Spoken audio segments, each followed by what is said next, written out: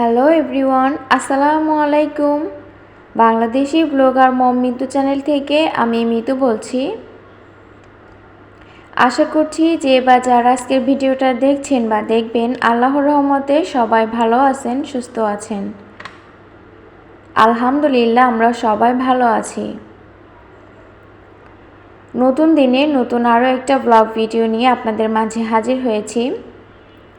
তো আশা করছি আজকের ভিডিওটা একটু হলেও ভালো লাগবে। আর যদি ভিডিওর কোনো অংশ একটু ভালো লেগে যায় তো প্লিজ ভিডিওটিতে একটা লাইক দিতে ভুলবেন না। ভিডিও কেমন লাগলো অবশ্যই একটা কমেন্টের মাধ্যমে জানাবেন।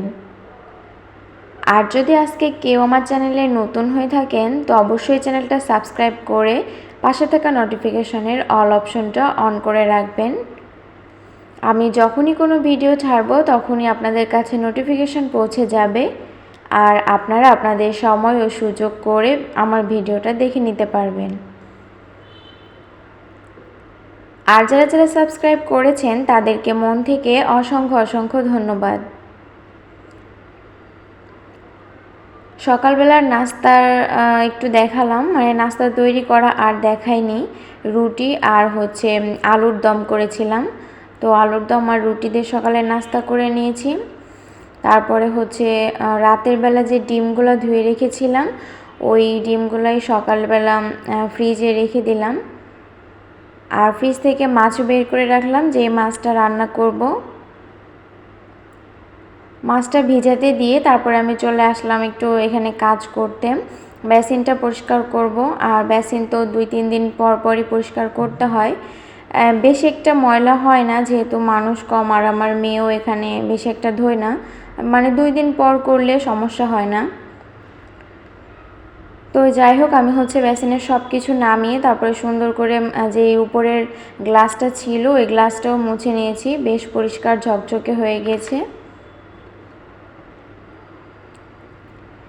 আর এই যে এখন নিয়ে আসলাম দামি জিনিস, মানে মরিচ, তারপর সবজি শাক, এগুলোর তো এখন প্রচুর পরিমাণে দাম,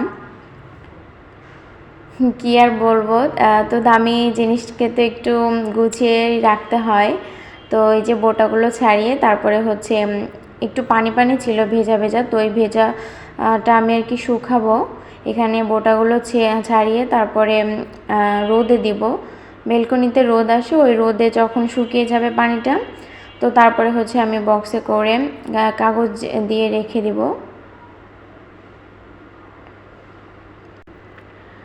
পটল বের করে নিলাম, পটল দিয়ে আজকে ভাজি করব, আর হচ্ছে আলু বেগুন দিয়ে রুই মাছের একটা তরকারি করব। তো আমার ভিডিওগুলো একদমই খুবই সাধারণ সিম্পল, যে জীবনযাপন আমি করি, মানে ভিডিওতে দেখাবো বা কাউকে দেখানোর জন্য আমার ভালো কিছু খাওয়া লাগবে, ভালো ভালো কিছু পড়া লাগবে, একদমই সেরকম কিছুই না। আমি জাস্ট সিম্পল যেভাবে সাধারণভাবে থাকি, সাধারণ খাবার যেভাবে যা খাই, তো ওইগুলাই আপনাদের মাঝে শেয়ার করি। আসলে নিজের ভালো লাগা থেকে এটা শেয়ার করি, অনেক আপুদের দেখে অনুপ্রেরণা হয়েছি। তো ভালো লাগে, তাদের মতো একটু গুছিয়ে কাজ করার চেষ্টা করি, জানি না কতটুকু করতে পারি। ইউটিউব থেকে কিন্তু অনেক কিছু শেখা যায়, আর যারা সাংসারিক মেয়ে আছে তারা কিন্তু চাইলে এখানে ভিডিও দেখে অনেক অনেক সিনিয়র আপুরা কিন্তু অনেক সুন্দর সুন্দর টিপস দিয়ে থাকেন। তো ওইগুলো ফলো করলে কিন্তু ভালোইভাবে সংসারটা চালানো যায়।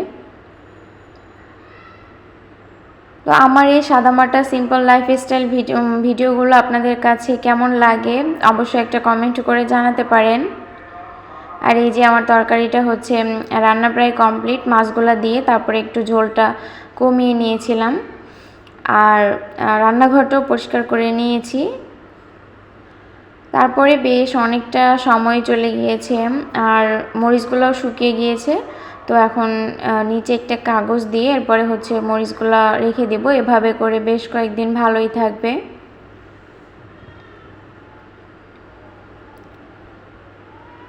ভয়েস দিচ্ছিলাম, আর ভিডিওটা যখন করা ছিল এত পরিমাণে গরম ছিল যে কি আর বলবো। আর কয়েকটা ভিডিওতে আপুদের কাছে শুনেছি যে কারেন্ট থাকে না, তো এক আপুর ভিডিওতে আমি কমেন্ট করেছিলাম যে আপু আমাদের এখানে কিন্তু কারেন্টের সমস্যাটা হয় না, কারেন্ট যাচ্ছে না। আর যেদিনকে এই কমেন্টটা করেছি সেদিন থেকেই না আমাদের এখানে কারেন্ট আবার যাওয়া শুরু করে দিয়েছে। কি বলবো, রাত্রেবেলা গিয়েছে, মাঝরাতে গিয়েছে, আবার সকালবেলা 2-3 বার মানে যাচ্ছে। তো ভাবলাম কি যে যখনই কমেন্টটা মানে করলাম তারপর থেকেই শুরু হলো কি একটা অবস্থা।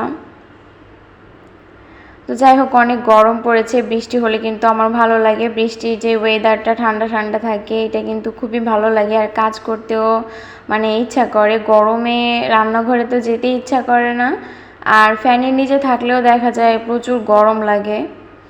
মানে ফ্যান তো সবসময় চলতে থাকে, এই কারণে ফ্যানে বাতাসটাও ঠান্ডা হয় না।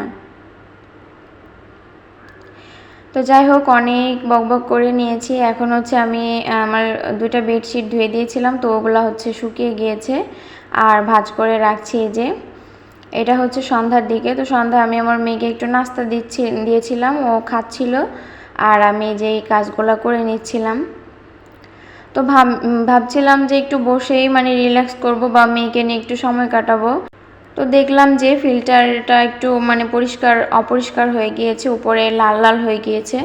ভাবলাম যে অবস্থায় আর রাখা যাবে না, তো এটাকে খুলে নিয়ে পরিষ্কার করে এই যে আবার তো গুছিয়ে রাখলাম।